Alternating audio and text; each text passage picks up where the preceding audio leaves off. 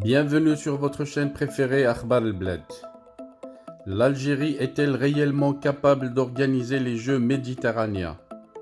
La main sur mon cœur, je crains que Wahran chante la chanson de Cheb Khalt, Wahran, Wahran, Roh Tikhsara. De grandes inquiétudes de la part du comité d'organisation des Jeux méditerranéens, on y reviendra. Mais avant de détailler ce dossier, n'oubliez pas de vous abonner à votre chaîne préférée Akhbar el-Bled et surtout n'oubliez pas de cliquer sur la cloche pour être sûr de recevoir toute notification de toute nouvelle publication. Bonsoir. L'Algérie est-elle réellement capable d'organiser les Jeux méditerranéens? C'est la question que se pose sérieusement le Comité international des Jeux méditerranéens, cette haute instance dont le rôle est de promouvoir le sport et l'olympisme, ainsi que les idéaux et les valeurs dont ils sont porteurs dans les pays du bassin méditerranéen, a fait part de ses craintes les plus profondes concernant les retards accumulés par Wahran, qui doit d'ici 7 mois abriter l'ouverture des Jeux méditerranéens de 2022.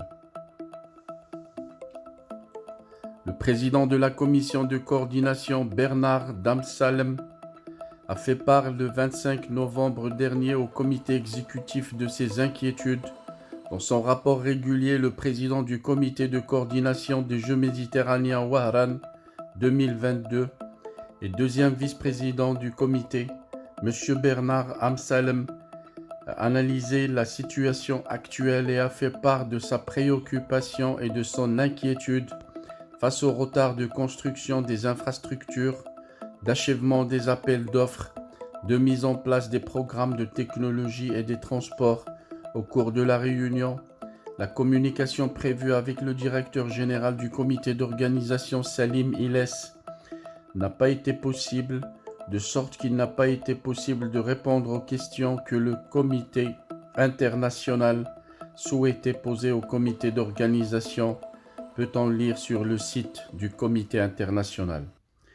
Ainsi, l'Algérie n'est même pas capable d'assumer le fonctionnement d'une liaison Internet entre Wahran et Athènes, la capitale grecque qui abrite le siège du Comité international des Jeux méditerranéens. Comment peut-elle dès lors organiser des épreuves sportives de grande ampleur? À ce questionnement, les autorités algériennes n'apportent aucune réponse. C'est ce qu'a contraint la commission de coordination du Comité international Wahran 2022 de se réunir en ligne mardi 30 novembre prochain pour discuter de la situation. David Tisano, président du nouveau Comité international des Jeux méditerranéens, prévoit de mener une visite d'inspection à Wahran le 10 décembre.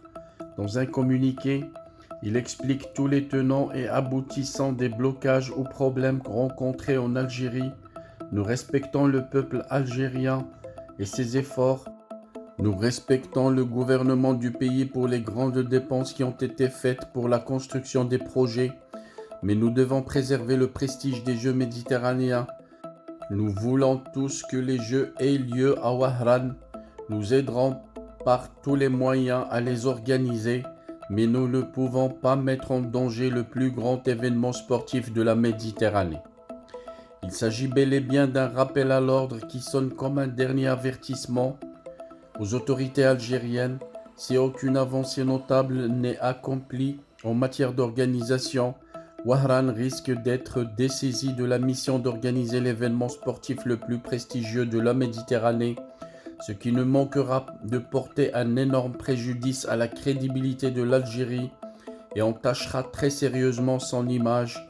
C'est pour cette raison que David Tisano, président du nouveau Comité international des Jeux méditerranéens, a demandé des solutions immédiates à la ville hôte Wahran. Il faut dire que les Jeux de Wahran coïncident avec les célébrations du 60e anniversaire de l'indépendance algérienne. Au total, 26 nations sont attendues dans la ville portuaire du nord-ouest de l'Algérie, avec des athlètes qui représenteront plus de 25 disciplines sportives. Les Jeux méditerranéens célébrés tous les 4 ans constituent pour les pays du bassin méditerranéen l'événement sportif pluridisciplinaire le plus important après les Jeux olympiques. Les premiers Jeux méditerranéens furent organisés à Alexandrie en Égypte en 1951. L'Algérie avait accueilli l'événement en 1975. L'Italie reste la nation la plus titrée devant la France et l'Espagne. Un immense gâchis, et ces mots ne sont pas suffisamment forts pour décrire l'amère réalité qui prévaut en ce moment à Wahran, la deuxième ville du pays qui se voulait être la prochaine vitrine du pays à l'occasion des Jeux méditerranéens prévus du 25 juin au 5 juillet 2022. Plus de 700 millions de dollars ont été débloqués pour permettre l'embellissement de la ville d'Wahran et la construction de nombreuses infrastructures sportives devant élever la deuxième ville du pays aux villes internationales les mieux équipées et les plus accueillantes pour les touristes. Malheureusement, ce rêve qui est né depuis 2007 est en train de tourner au cauchemar.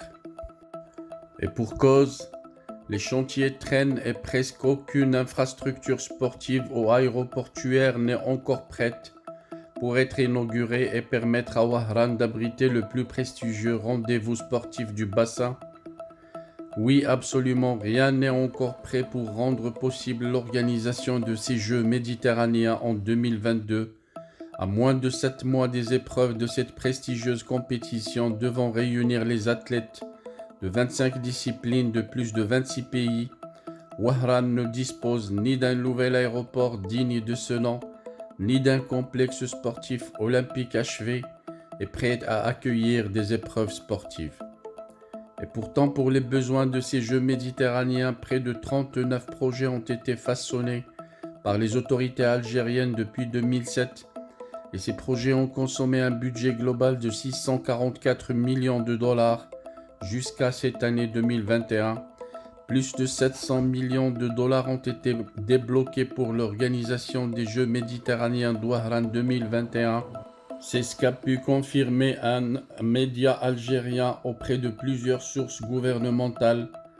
Tout cet argent représente une somme considérable par rapport à d'autres pays méditerranéens qui ont dépensé beaucoup moins pour organiser cette compétition olympique. À titre d'exemple, la Turquie en 2013 a consacré à peine 500 millions de dollars pour organiser de grandioses Jeux méditerranéens à Mersin. L'Algérie, avec une enveloppe budgétaire nettement supérieure, peine encore à achever de simples constructions pour accueillir ses hôtes. Au départ, le rêve était possible. Le directeur général du comité d'organisation des Jeux méditerranéens affichait son optimisme et ses ambitions. Il ne cessait pas de répéter que 350 millions de dollars ont été affectés à la réalisation et à la réhabilitation d'infrastructures concernant l'impact de ces Jeux. Le même interlocuteur espérait que ça sera une opportunité pour acquérir l'expérience requise en vue de postuler à l'organisation de manifestations sportives plus importantes à l'avenir. Aujourd'hui en 2021, à 7 mois du coup d'envoi de ces Jeux méditerranéens, ce rêve est devenu un souvenir lointain.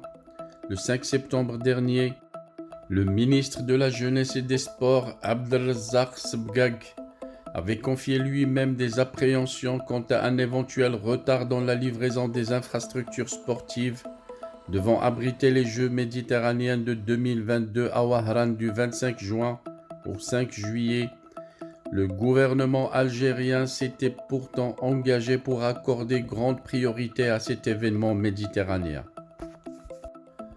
Honnêtement, j'ai des appréhensions quant à un éventuel retard dans l'achèvement de la réalisation des infrastructures sportives dédiées aux Jeux méditerranéens et à leur livraison dans les délais fixés, et en raison du temps serré avec l'approche du rendez-vous des Jeux, avait indiqué à l'époque le même ministre algérien.